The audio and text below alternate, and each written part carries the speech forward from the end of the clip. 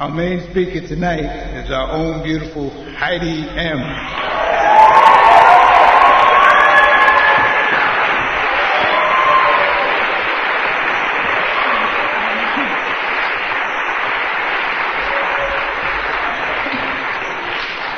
Hi everybody, my name's Heidi and I'm an alcoholic. Hi there, you guys look so great.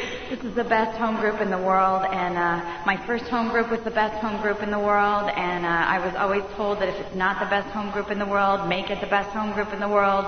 And I just thank you so much, Dayton, for asking me to speak. It's such an honor and it's such a privilege, and this is my third year being a member of this wonderful group, and I got a card today, actually, from my first home group, the Here and Now group of Port Angeles, Washington.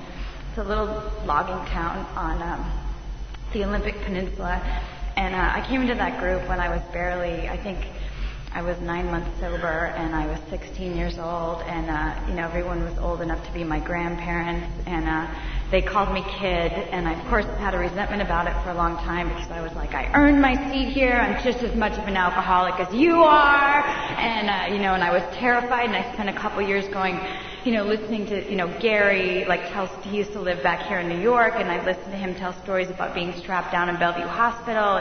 My sponsor, had 24 electric shock treatments, and here I was, I just, in this new wonderful world of sobriety, I joined the cheerleading squad, and I was like, oh my God, I'm never going to fit in, and I had these thoughts of well, maybe I really need to go out there and hit a bottom, and what if my story's not good enough, and I was terrified that, I would have to drink again so that I could really, really, really have a bottom. And I just share that so that if there's anybody here who doubts that they don't belong here or thinks that they have to go back out there and try it again so that they really know, you just really don't have to do that. You can really just stay here right now, and you can get the spiritual awakening, and you can work the steps, and you can have everything that this program has to offer, because it has so much.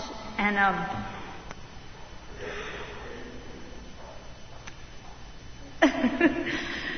I was sitting there on the pew, and I was like, how do you get here from where I was? And lately, of course, I've been thinking, Dayton asked me about a month ago to speak, and so of course, I've been like, oh, I should share about this, I've got to talk about this, and today I was like, I know, I'm going to reread the entire big book today. Yesterday I decided, if I start now, I can read the first 164 pages so that I can quote. And I also brought a card up from my first sponsor. I have the card, I hung a garlic clove around my neck last night. I'm just kidding. But my point is that, there's really ultimately God is in charge here, and I'm just an alcoholic, and hopefully I can say something here that will keep y'all coming back and keep me coming back. And it's really great. My sobriety date is September 3rd, 1990. This is my home group. Ava's my sponsor, and I live in 10, 11, and 12, and just try to do the best I can. I moved to New York about 4.5 years ago, and I don't know, I guess, I'm supposed to tell you in a general way what it was like, what happened, and what it's like now, in a general way. I can do my fifth step with my sponsor, but I don't know. I used to always say, well, I grew up in an alcoholic home, but now, I think that that's an important part of my story, but it's sort of like just a side note, because I was the one who picked up the drink, and once I picked up the drink took me, and I was the one that had the illness, and I was the one who couldn't stop drinking. So, regardless of whatever kind of family I came from, I have an allergy of the body and an obsession of the mind, which tells me that I need to drink to feel okay. And when I first read that doctor's opinion, I was like, I read those words, restless, irritable, and discontent, and I was like, oh my God, that's me. I totally got that. And because I was like that, from the very start. I didn't feel like I fit in. I wasn't pretty enough. I wasn't good enough. I wasn't smart enough.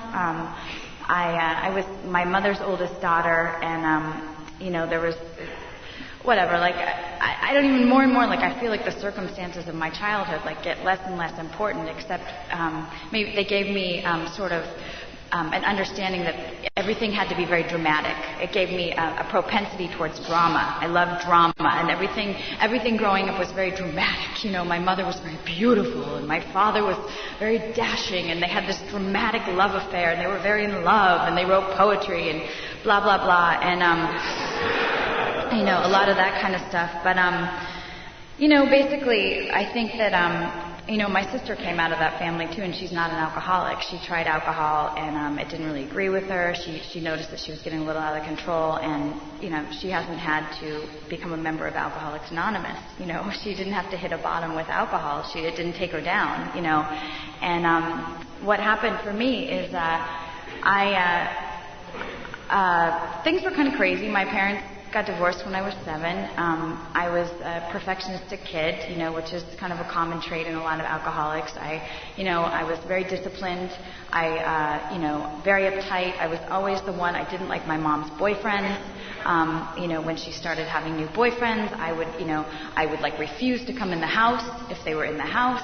You know, I was very judgmental, very critical.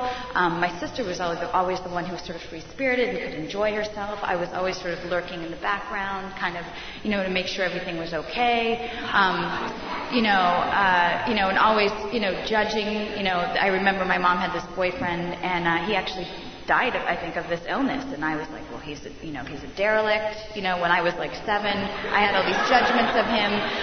My father had an affair with a younger woman, and I remember when I was like 8, I took him for a walk, and I was like, Dad, I think she's too young for you. I mean, I was completely like, I had everyone's life figured out, and I was really like a mini adult, you know, and around 10, I think things were getting a little rough at home, and I decided I needed a change. And so I pulled my first geographic, and I had got this idea that I was going to move to California.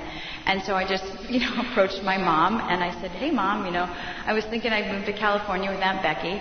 And she said, okay. and so I moved. I moved out of the house and down to California from Seattle when I was 11. I think I was 11. I was going into 6th grade. And my mom was sort of in her own illness at that time. And so I think she really didn't know what else to do with me, you know, because you know, I don't know, things were really getting crazy at home, and I moved down to California, and I just share this because it was really a turning point.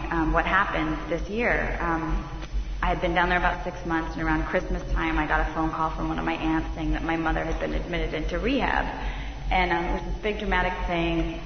You know, I flew home immediately, and you know, I saw my mom get her 30-day chip. I think I went to my first AA meeting, you know, and she came up on a stage. I remember there was a podium, a chip, you know, and it's so amazing, like, the way it is. Like, a girl like me would never have even had a chance, like, 30 years ago, or, you know, or maybe not even 20 years ago. But now, like, I had exposure to Alcoholics Anonymous. So before I even really, you know, drank alcoholically, I had the idea of alcoholism in my head. And, you know, when you go to treatment, you go to these rehabs, they do family week with the family members, and they educate the kids, and they show movies, and they pie charts, you know, propensity for the disease and heredity, and like females are more likely to have it than males, and like all this kind of stuff. And so I had all this information, and instead of moving in with my new sober mom, you know, who was going to get straight, and we were going to have a good life together, I moved in with my dad. And, you know, coincidentally, you know, that summer I stole booze from my dad for the first time. And I couldn't wait. And I still remember the first time. It was a really big deal. You know, I took this cold beer down to the beach, and I remember, like, I was just, you know, in typical Heidi dramatic style, I was like, you know, down on the waterfront, and I was like, you know, and I just, you know, and I felt this burn, you know, and I felt that warm sensation, and I was like, oh my God, like, for the first time I felt like I had my own identity. And so I started this sort of process of my favorite thing to do is I would get like maybe 1 or 2 friends, because I still had like good friends at this point who really weren't drinkers or partiers, and I would like kind of take them hostage. And the activity for the night would be we would get drunk, and we would basically just drink whiskey, you know, and cheap whiskey until we would rent like crazy movies like my favorite movie was Blue Velvet, the David Lynch film. Yeah, when I was like, you know, like that's a really appropriate film for a 12-year-old to be watching. I would stay up all night and read Sylvia Plath and Anne Sexton and all these female poets and drink and cry and it's interesting because what was happening during this time is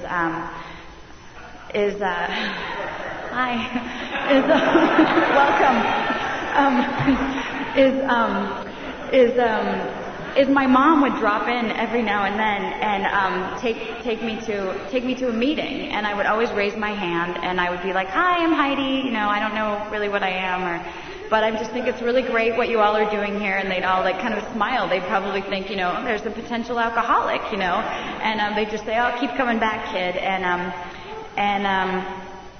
Basically, my story at this point is basically like, I was always scared when I first got sober that people would think, "Oh, well, she doesn't, like, her story really isn't worth listening to because, she didn't, get divorced and she didn't have kids and blah, blah, blah, blah, blah, blah, blah." Basically, like, everything that happens in an alcoholic's life happened to my life except, like, on a teenage level. I couldn't show up for school. I went from being a straight A student to like barely getting D's. I could not stop lying to my father. I mean, the fighting was awful. It was, scenes of my dad, sort of sitting on the couch, me pacing back and forth, yelling, screaming. My room was trashed. I couldn't possibly make my bed.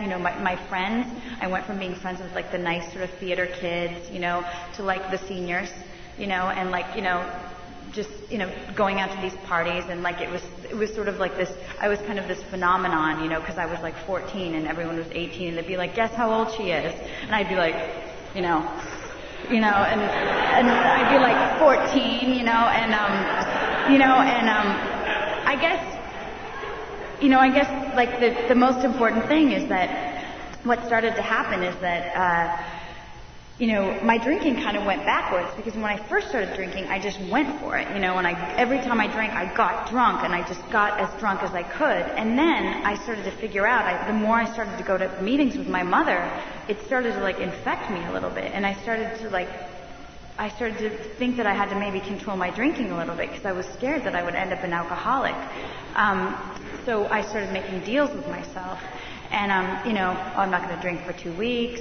And then I would find myself drunk, okay, I'm only gonna drink 2 drinks, and then I would find myself drunk, this time I'm really gonna, I'm really gonna straighten up and fly right. And I had this whole idea that I could just pull myself up by my bootstraps, but I couldn't, because I had this illness of alcoholism, and, I had this last summer of drinking where, it just, like my father got married, and what are you laughing about? My father got married in August 18th of 1990, and I remember he was a teacher, and and it was really ideal. My dad went to bed every night at 8 o'clock.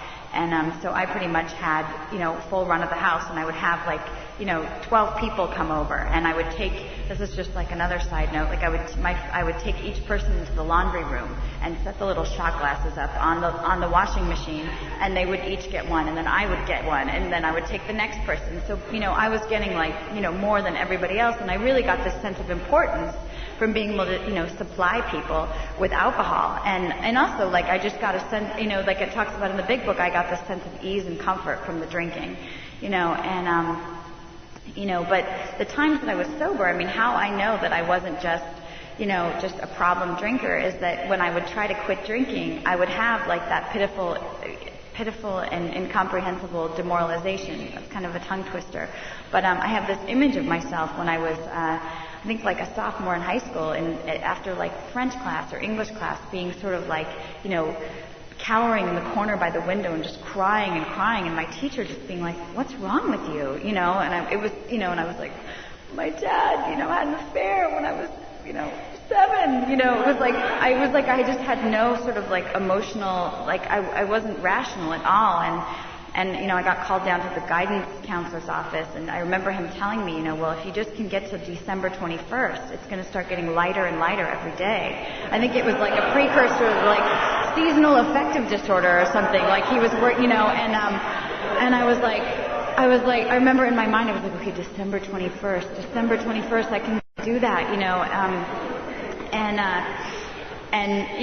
but I didn't, and it just, things got worse and worse, and it really, thank you, and anyway, this last summer, my dad was going to get married. He met this nice lady, and who I, of course, totally clashed with because she was sort of responsible and sensible, and she was a science teacher, and I was just like, all like, glitz and like didn't brush my hair, and I was like, red lipstick and, just old like jackets and jewelry, and, I thought I was like 25 and living in the East Village, and, I wasn't, I was like a young alcoholic, who was actually pretty sad about, a lot of the time, and, anyway, my dad put me in charge of making sure that no minors drank at the wedding, and this is just, just an example, like,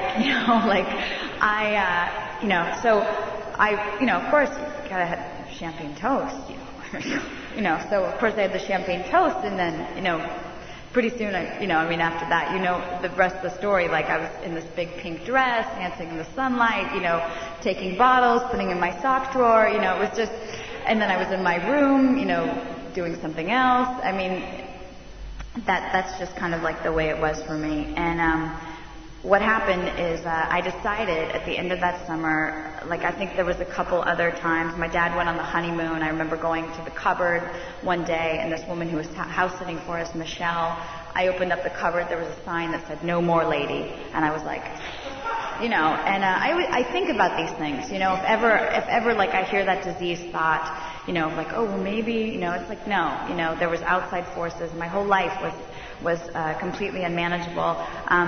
So I decided I was going to become a good girl, quit drinking, and move in with my mother, who was sober. And, what happened is I moved in with my mom, and I quit drinking, and within 9 months I was ready to blow my head off. I really was. I was totally miserable. I was completely unmanageable. I could not be sober and not have a program. I hung out at meetings. I just said I was an addict because that was sort of, this is just for me. I didn't have a big drug history at all, but for me, like it was general and just sort of non-specific and vague for me, which is like the story of my life. So I just hung out at meetings and wore cute outfits and smoked cigarettes. And at about 9 months, I hit a bottom, and I knew that I needed to change. I went actually to the Here and Now group one night, and it was the Big Book study, and I just raised my hand and I said, help, I'm really miserable here, and I don't even know what I said. And the man who was chairing the group, Armand, he said, do you have a sponsor? And I said, no. And he said, get a sponsor. And it was like the first direction that I could really hear, and I was really like a robot. I was like, get a sponsor, because I was like, there's something about this disease and the amount of pain that you get into that really, for me, like it just turned me into I was like dumb. I was so beaten. I was just like, all right, what do I have to do? Which is good, which is really, really good. And so the next week, I saw this white-haired lady across the table from me, and she looked kind of cranky, and I went up to her after the meeting, and I said, hi, my name's Heidi McAllister. I was wondering if you could be my sponsor. And she just looked at me, she said, are you an alcoholic? And I said, yes, I am. And, and she said, okay, I'll sponsor you. And, and I just was thinking, like, about these people, about these people in my home group. There's really no good reason that it's not like, oh, we really identify with her, we better really work on this girl. Like, there's really no reason why they had to do what they did with me, but they did. They all took time with me. Armin and Gary, after the meetings, Gary would, throw the book in my face, and, we are like men who have lost their legs, kid. And these guys would just, we would study the big book, and if you haven't gone to a big book study, I really recommend it. I feel so lucky that how I got sober was in a big book and a 12 and 12 and a Joe and Charlie study, because it really, I really understood that this was really the only way for me, I just talked to Armin and Gary the other night. I called them on my anniversary, and one got on one phone, the other got on the other phone, and I just turned 29 years old, and I had 13 years last Wednesday, And so I talked to Gary, and Gary's going to be 29 years sober, and that was always our connections, and it's the coolest thing. Anyway, so I was talking to him, and one time outside the meeting, after the meeting, we were standing there, and he showed me that thing in step 11 where it says, upon awakening, we consider our plans for the day. And he put a bracket in my big book and wrote, every morning, every night, throughout the day. And I thanked him for that actually last week. And he said, kid, if you do that every day, you'll never drink again. And I guess I really have been thinking about that, because those are the kind of people that I got sober with, is people who made that kind of promise to me, that if I did these things, and if I showed up, and if I got a service commitment, that I wouldn't have to drink again.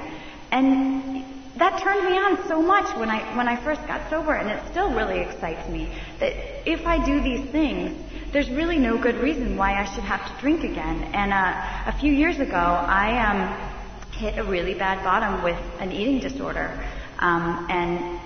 Have found another fellowship and gotten to work the 12 steps around that. But the reason why I'm sharing this is that the compulsion to drink came back. And here I was, 10 years sober, and it was so scary because night and day, my head was saying, you're going to drink, you're going to drink. I remember calling Amanda in the middle of Union Square on my cell phone going, please tell me I don't have to drink, please tell me, because my head was so loud. And I was doing everything. I was going to meetings, I was sponsoring people, I was being sponsored, I was working the steps. But I had this other thing in my life that I was hanging on to and that I was trying to let go of. And if I ever wondered if I was an alcoholic, I knew that I was then, because I didn't think about gambling. I didn't think about going to the tracks. I didn't think about getting on the internet. I thought about drinking. I thought about alcohol. I wanted out. And I did what I knew. I did what I was taught to do in the very beginning. I prayed every day. And it really taught me that when I have those thoughts, or when my mind tells me crazy things, they're really not personal. They're just thoughts that happen. And that there's a higher power that is taking care of me even in those times. And I learned how to develop really that that thing that it talks about on page 55, which is deep down in every man, woman, and child is the fundamental idea of God. And it's funny because Annette, my first sponsor, always said that to me. She always said, and this is so corny, but she gave me this little card it's called The Gal in the Glass. And it's all about when you get what you want, blah, blah, blah, look at the gal in the glass and see what she has to say. And she'd always be like, the gal in the glass, the gal in the glass. And I'd be like, what's this gal in the glass? What are you talking about? The gal in the mirror, And so I'd, when I'd be really freaking out, and I would go into the bathroom and I'd be like, okay, Heidi, what's really going on? And I'd look at myself in the eye and be like, I don't know. And I would go back out, and I would have to call her, and I'd be like, I still don't know. And, the point is that more and more now, I can sit with my own discomfort, and it's crazy. This program really, really works. And, I have to do just as much now, if not more, than I did when I first came in. I never thought, it took me a long time, I think, to be able to sponsor people. And I don't know if it was just because I was young or if because I was moving every couple years, because I did move a lot. But I get to sponsor people now, and really, Kathy, a couple years ago, Kathy came into my life, and I remember meeting her at the Big Book study, and I thought, I gotta get Ava. I gotta get Bonnie. I gotta get somebody. I called Ava and I was like, she needs a sponsor. And then I was like, well, why can't I? And Ava said, well, why don't you it's just working the steps. And it's been such an amazing experience. Every person that I get to work with helps me so much.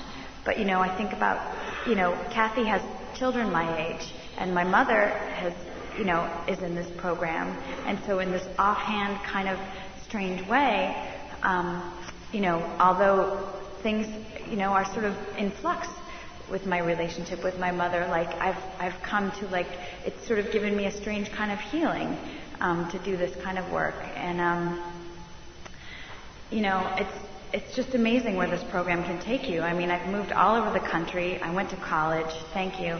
Graduated. I was engaged to be married to somebody in the program, and then got unengaged to be married, and that was amazing, to go through that. And he just got married a couple weeks ago, and the great thing about, and I was invited to the wedding, and I'm just sharing this because the only reason that's a clean situation is because the whole time I was moving out and packing bags, and I was writing inventory and calling Ava and learning how to do things like hire movers and write things down and do things in a sober, clear manner, and write out those resentments, because I was taught that, if you hang on to a resentment, you'll drink again, and I don't want to drink again, and, and just being able to have that experience and have it be clean, is really profound to me. And I don't know, I guess, I just got the 5-minute marker, and I just really want to say welcome to everybody. Welcome to those people who aren't in AA, who are visiting here. Welcome to anyone who's new. Please stay. There's really no good reason not to stay. And I'm just going to go. I totally want to read this from Annette. My first sponsor, Annette, I'm sorry, it has to be shared. I feel so weird doing it, but she passed away a couple years ago, and she was the oldest member of the group, and I was the youngest member of the group, and she was hard. She was hardcore. They used to call her Ma Barker, because she would come in, with her, she's cursed. She was I just listened to her tape today, and she's great. I mean, she was so wonderful. Anyway, I was 17. I think she yelled at me one night in the middle of the night, and she wrote me this card, and it says, "Dear Heidi, please, my amends for not being sensitive enough last eve when we talked on the phone. I'm 74 years old to forget at times what it's like to be 17. It's 2 a.m. I woke up thinking of you, and believe me, I do understand, and it is hard, real hard, and the discipline required is not always much fun. Growing up, period, is not so inviting when we're young. It's fearful and looks like we're never going to be carefree again or to laugh. It seems like it's going to be a life of work and boredom. I do understand. All I can say is try to trust your higher power, and you will never be sorry for just hanging in there at times like this. I love you. God loves you. Please forgive me. I want to be there for you always." And I think I did think that for a long time. I thought that, oh wow, what's my life going to be if I'm in AA? I'm just going to have to be this perfect cookie cutter person, And for a long time, I really thought that I had to be perfect, that if I was really sober, really working the steps, really taking that 7 step, that I had to be perfect, and so I would panic anytime I made a mistake. And I make more mistakes now than I've ever made before in my sobriety. When I was first sober, I'd hear people talk about being dishonest in meetings, and I'd be like, I had such judgment. I was like, well, they're obviously not working a program. And more and more now, I get to be a human being. And, and I have gone through some really hard stuff in sobriety, but the great thing is that, I can hang in there. And, with the strength of this home group, I mean, I just spoke to somebody too from my first home group before I came here, and we were just talking about how she went through brain cancer. She had brain surgery, and we were laughing. We were wow, this is. There's that joke that it's it's not brain surgery, and it's this. We were like, this is brain surgery, wow,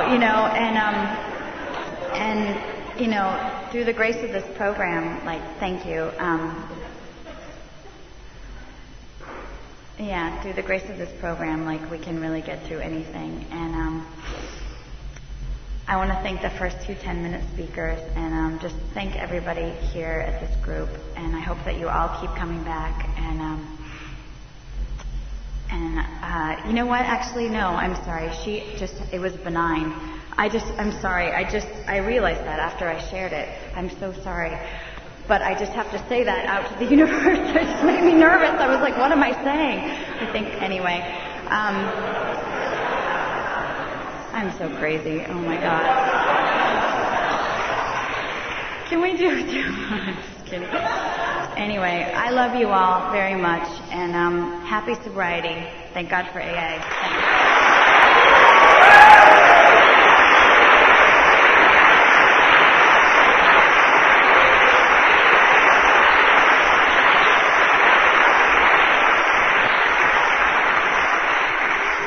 I'm an alcoholic. My name is Peyton.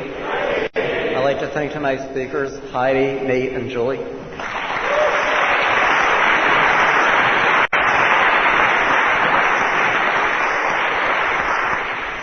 You've heard a typical AA meeting. We hope you will return and bring a friend. The Atlanta group has 4 other meetings. For the time and place, please see the bulletin board with a meeting list. If you have any questions regarding the Atlanta group or Alcoholics Anonymous, please see any group members after the meeting. Will all group members please raise their hands? Many of us go out after the meeting for fellowship. Please see Dan and Lucy at the piano for the details. All are welcome to join. Both the sponsorship chairs and the membership chairs will be at the literature table after the meeting. Remember our tradition of thanking the speakers. The line will form to my right. Will the speakers please join me?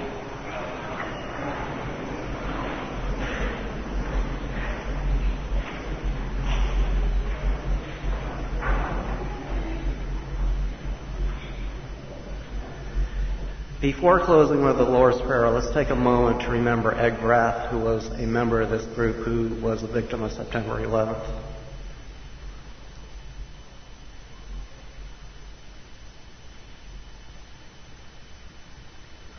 Our Father, who art in heaven, hallowed be thy name. Thy kingdom come, thy will be done, on earth as it is in heaven. Give us this day our daily bread, and forgive us our trespasses, as we forgive those who trespass against us. And lead us not into temptation, but deliver us from evil. For thine is the kingdom, and power, and glory, forever. Amen. It works.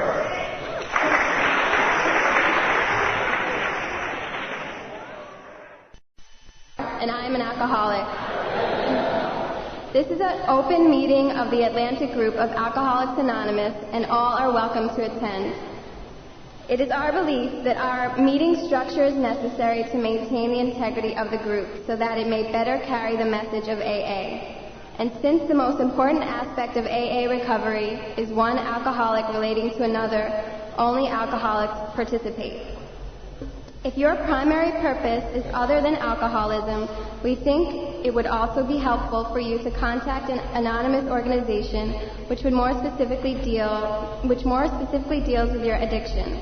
Our literature persons, Leona and James, have the list of such groups with their phone numbers. In any case, we hope that what you learn here may be helpful to your recovery and/or understanding. Ava L. will read the preamble.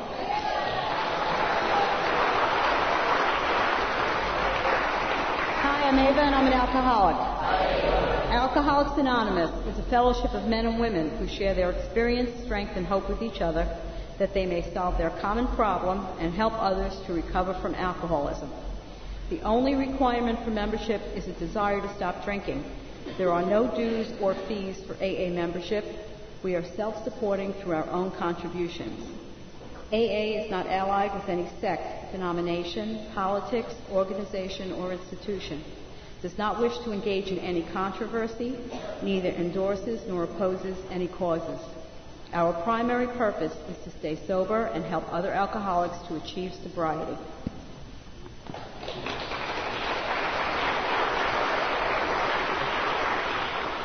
Please join me in the Serenity Prayer.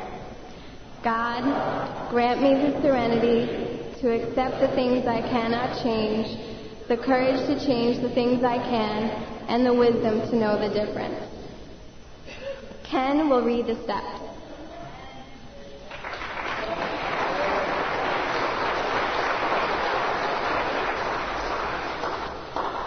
Hello, I'm Ken. I'm an alcoholic. Here are the 12 steps of Alcoholics Anonymous. We admitted we were powerless over alcohol, that our lives had become unmanageable. Came to believe that a power greater than ourselves could restore us to sanity. Made a decision to turn our will and our lives over to the care of God as we understood Him. made a searching and fearless moral inventory of ourselves, admitted to God, to ourselves, and to another human being the exact nature of our wrongs. We're entirely ready to have God remove all our defects of character, humbly asked Him to remove our shortcomings, made a list of all persons we had harmed, and became willing to make amends to them all, made direct amends to such people wherever possible, except when to do so would injure them or others, continued to take personal inventory, and when we were wrong, promptly admitted it, sought through prayer and meditation to improve our conscious contact with God as we understood Him, praying only for knowledge of His will for us and the power to carry that out. Having had a spiritual awakening as the result of these steps, we tried to carry this message to the alcoholics and to practice these principles in all our affairs.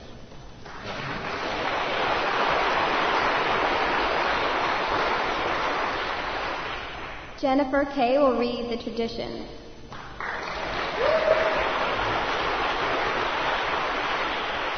Hi, my name is Jennifer, and I'm an alcoholic. Hi. The 12 traditions. 1. Our common welfare should come first. Personal recovery depends upon AA unity. 2. For our group purpose, there is but one ultimate authority, a loving God, as He may express Himself in our group conscience. Our leaders are but trusted servants. They do not govern. 3. The only requirement for AA membership is a desire to stop drinking. 4. Each group should be autonomous except in matters affecting other groups or AA as a whole. 5. Each group has but one primary purpose, to carry its message to the alcoholic who still suffers. 6. In AA, an AA group ought never endorse, finance, or lend the AA name to any related facility or outside enterprise, lest problems of money, property, and prestige divert us from our primary purpose. 7. Every AA group ought to be fully self-supporting, declining outside contributions. 8. Alcoholics Anonymous should remain forever non-professional, but our service centers may employ special workers. 9. AA as such ought never be organized, but we may create service boards or committees directly responsible to those they serve. 10. Alcoholics Anonymous has no opinion on outside issues, hence the AA name ought never be drawn into public controversy. 11. Our public relations policy is based on attraction rather than promotion. We need always maintain personal anonymity at the level of press, radio, and film. 12. Anonymity is the spiritual foundation of all our traditions, ever reminding us to place principles before personalities.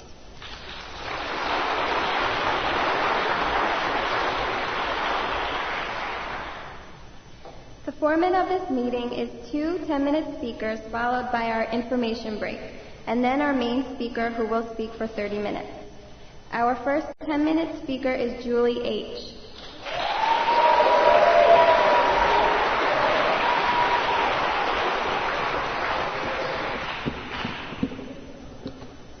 Hi, my name is Julie, and I'm an alcoholic.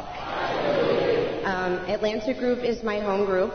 I'm working step 9, and my sobriety date is February 2nd, 2003.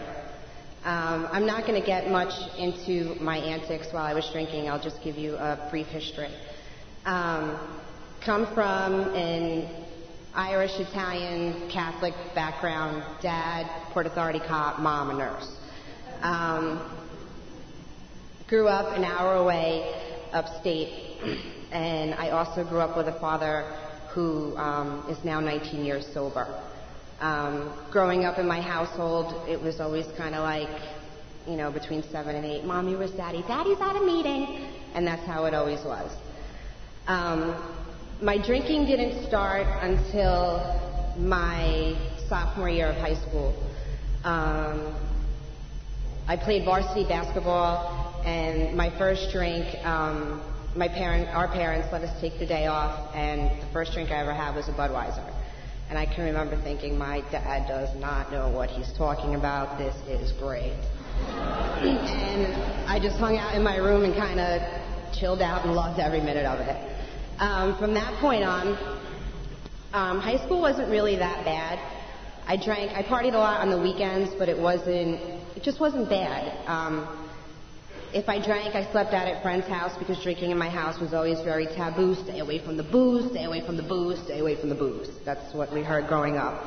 If I came home at night and my father stayed up late, I would literally put a pack of gum into my mouth, kiss Dad goodnight, wake up the next day and be vomiting and vomiting and vomiting, and would make my parents call into work sick for me. And how naive they were, I had alcohol poisoning. My demise, I guess, didn't start until I went away to Brooklyn College. I pledged a sorority, and it was like the first sense of freedom I think I had had my whole life. Plus, I was now living in Brooklyn. My aunts and my uncles drank. I was hanging out on Flatbush Avenue, drinking with them. And I didn't go to class a lot. I drank a lot. And my parents kind of saw that I was going through the motions of just kind of going to school. And they said, Julie, you know, Hilton Head Island has a great hotel, restaurant, tourism administration program. Why don't you go to school down there? I flew down there for a weekend. I was like, this is great. Packed up and moved within a month. My whole theory of going to Hilton Head was I hung out in Brooklyn. I drank on Flatbush Avenue. No way do those Southerners know how to drink. I was very, very surprised when I discovered grain alcohol. While I was down on Hilton Head, I ran a fine dining restaurant full time. I was making cash. I was going to school. And I basically partied every night of the week. And while I was down there, my drinking got progressively worse, but it was kind of good because my family didn't know. They were in New York. When they came down, I kind of put on the good girl act. Everything's fine. I'm going to school. I didn't drink while they were there. And then when they left, the partying started again. And it was just a vicious cycle, I guess, while I was down there. Just a lot of drinking. While I was down there, my best friend got killed in a car accident, and that was it. I drank my way through his death. And being sober today, I really wish I had mourned his death as a sober woman, not a drunk girl. So Julie couldn't handle it down south. I come back home to New York. I get a job as a food and beverage manager in a hotel. Promise myself things are going to change. This is going to be different. I thought I could keep the same lifestyle that I had, you know, going out and partying during the week, but here I am. I'm responsible for 20 people now. While I was working at the hotel, I was also living with my two brothers, who one of them I used to do a lot of drinking with, and we used to have a lot of fun. But it got to the point where he didn't want to go out with me anymore. And I didn't see this. I didn't care. But now, in retrospect, I look at it, I was completely obnoxious. I would start a fight with a random stranger. Thank you. I would just start fights with people. I was just belligerent. I was a mess, a complete mess. My family didn't even want to go out with me anymore. So I got laid off from my job this past December, and I guess that's when I kind of had my bottom. I got laid off in December, and I thought, this is great. This is going to be like I'm back in school, and that's exactly what it was like. I partied for the month of December. I had one sprained ankle during the month of December from climbing up a DJ booth to get a friend out. And the following week, I had another sprained ankle outside of Grace Papaya at 5 o'clock in the morning, slipped on the snow. And I can just remember laying on the couch with two sprained ankles being like, God, this has got to stop. So New Year's Eve, that was it. I'm not going to drink anymore. I'm going to start the new year over. Meanwhile, my father and I had talks. He goes, you give me 90 days. Now I know what it means. You give me 90 days, Julie, I promise you your life will be different. I go 2 weeks, be back on the booze. Never understood what 90 days meant. So I'm at a party New Year's Eve that I wasn't going to go to, sipping, nipping kind of, and I'm hanging out by the kegs because I knew if I hung out by the kegs I might meet a guy. So I'm hanging out by the kegs and this guy comes up to me and we start talking and he's like, you know, what's going on? And I'm like, oh, you know, my New Year's resolution is to stop drinking. And he's like, really? So we exchange phone numbers, and he calls me. We start dating, and then the first week of January, he goes, I'm going to take you somewhere that I really think you might like. It's kind of like going to the movies. And here I ended up at the Atlantic Group.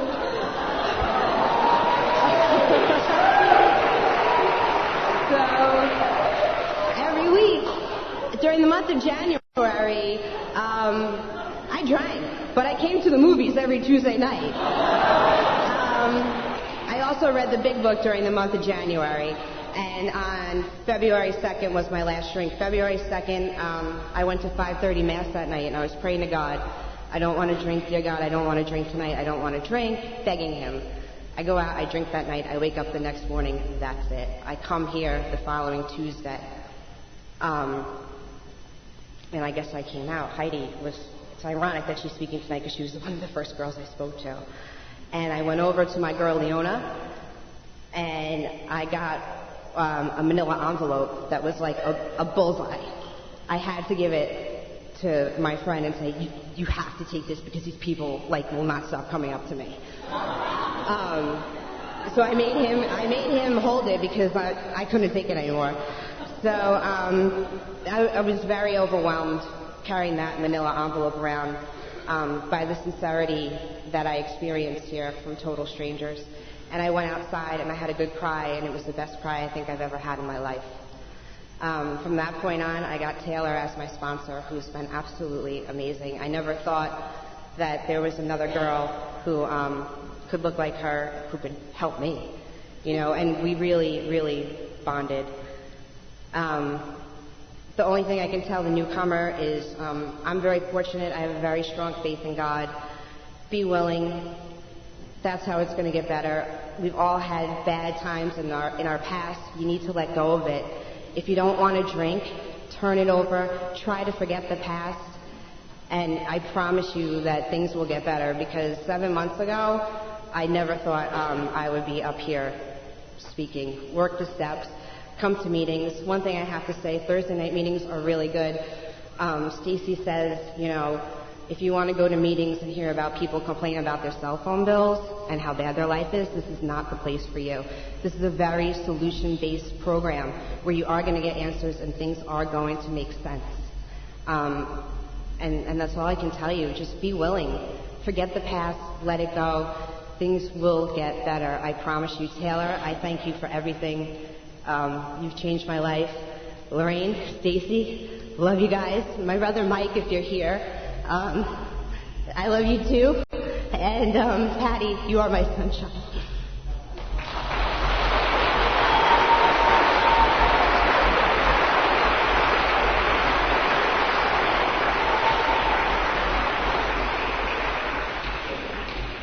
Our second 10-minute speaker is Nate M.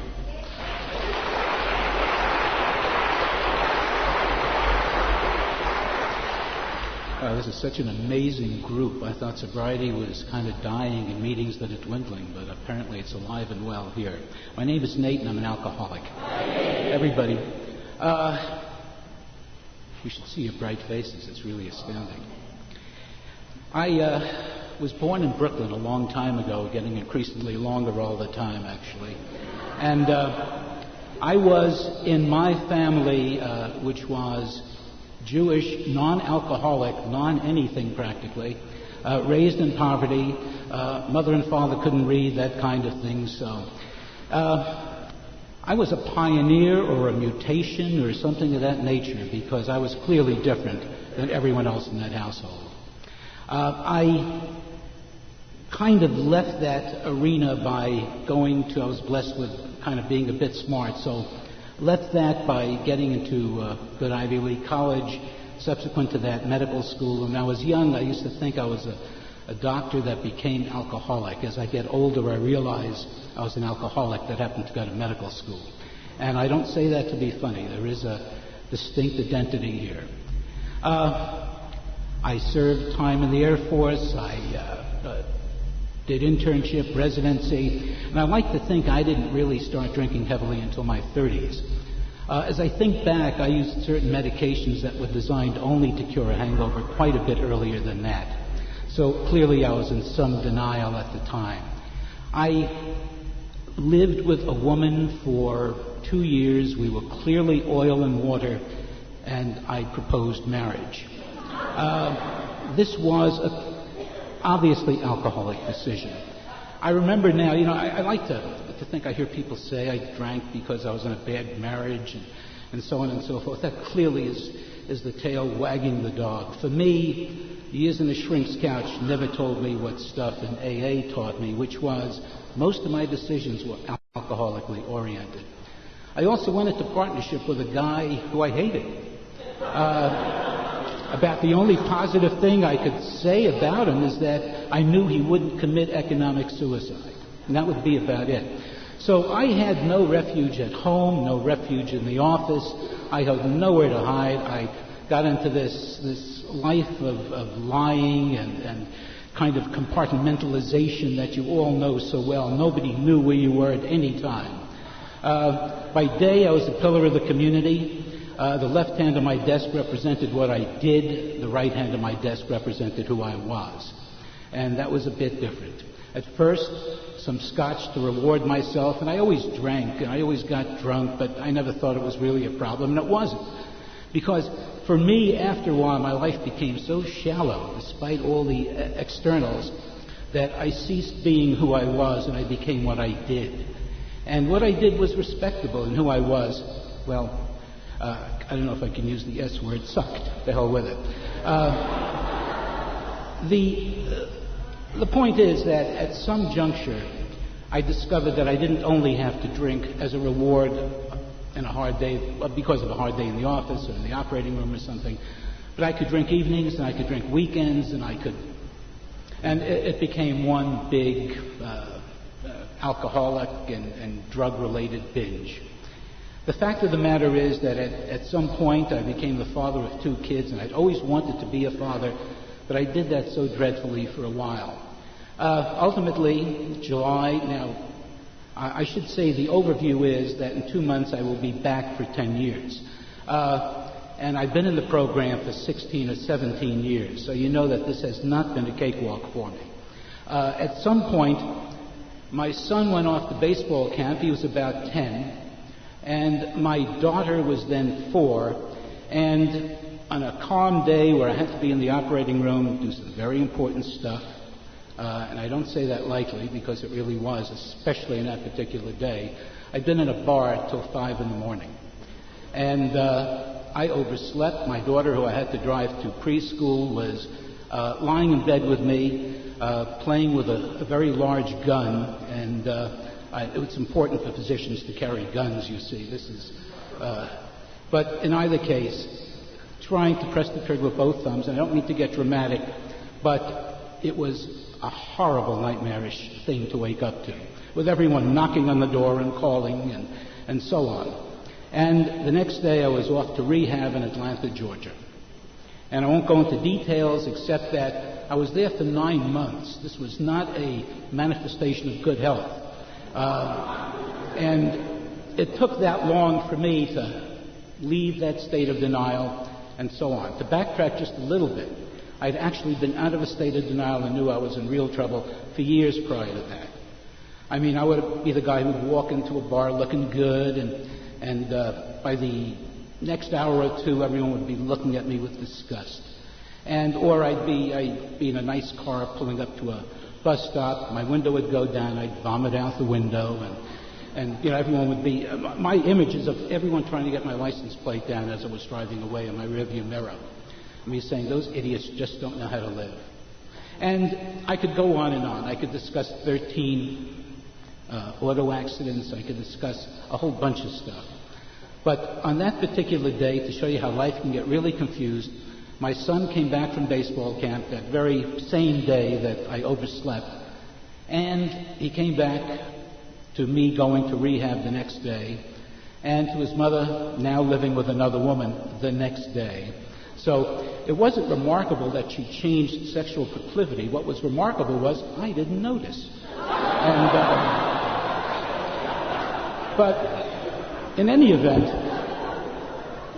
I came back and I was at first humiliated, mortified coming back to New York, where everyone, quote, knew me. And for those of you who have been born between, let's say 1970 and 1985, you might find my signature on your birth certificates. It's the kind of work I did. So, in any event, I came back. I thought, I knew a lot of people, humiliated, went to one meeting, went to workshop when it was above the Hungarian pastry place. Raised my hand. They didn't call on me, and I was so angry I left. Never came back to workshop. That's sobriety. It wasn't much. I had my first sponsor coming back this time told me, don't say that you have a month back or 2 months back, because you were never really here in the first place. And he was absolutely correct. I did things differently after my relapse, which I relapsed from 1990 to 1993. I won't go into the details of how it happened. It was a sip of wine, and it led to a magnum of sterling vodka a day and all the other stuff. It was horrible. The devil's in the details, I can assure you. I don't have to tell an audience of Noahs about floods, I'm sure of that. The thing was that when I came back, clearly it was a matter of it being a program for those who want it and not a program for those who need it. Second time around, I wanted it. And I wanted it so bad, I got me a sponsor. I attended not 90 meetings in 90 days, but about literally 500 meetings in 90 days. I did not work. I returned to work Valentine's Day of 1994 as a little gift to myself. And subsequent to that, have continued with sponsors, doing the steps, doing service, praying in the morning, things I never did before. And at the present time, oddly, I don't have a home group because my own schedule has changed. I've not attended one meeting on a regular basis, but rather many meetings in the last 6 or 8 months. I'm in a good place now. I didn't find it necessary to drink today, although I had many, many reasons to drink today. I feel as though I am doing beautifully in the sense that I have an extraordinary relationship with my son, my daughter. My son is presently doing shark research off the coast of Massachusetts, and my daughter works for the NBA. They're both great kids, and I've been a real good father to them for about 10 years, which is so coincidental, isn't it? And I'm even a great ex-husband, actually, but that's a hot radiator I never chose to touch again. I also am no longer on a professorial staff of a medical school. I am no longer in a fancy Park Avenue office, although I'm in pretty nice digs, but it's in the inner city in the South Bronx, where I work and serve, and I'm proud to do so. And we do an awful lot of good there. There's nothing else really to say at this point, so I don't need the goodbye warning, but this is a wonderful and extraordinary experience for me, just looking out at your faces. As I say, it's meetings that are so important for, probably I could rattle off 25 reasons, but I won't bore you. It's been a pleasure talking to you. Thank you.